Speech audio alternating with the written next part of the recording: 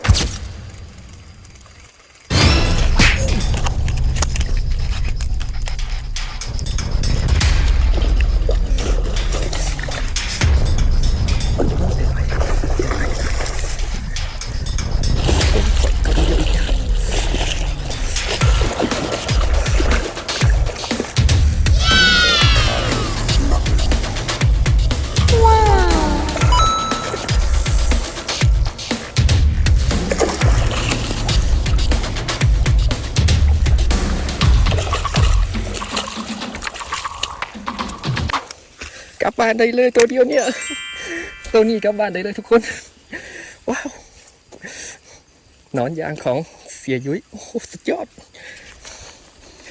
ตัวเดียวกลับบ้านเลยจ้ะรุ่นนี้แล้วพี่ชิดได้แล้วทุกคนดูดิคอกมันบ่จากเนาะบ่แม่นเนาะบ่แม่นปลาคอกขันปลาคอกมันจะเขียวคือเหลือเลยว้าวบ่คิดว่าสิเป็นปลาโดโดยซ้ำนะคิดว่าเป็นพวกตะขออ่ะโอเคเดี๋ยวขอถ่ายรูปก่อนจากบ้านนี้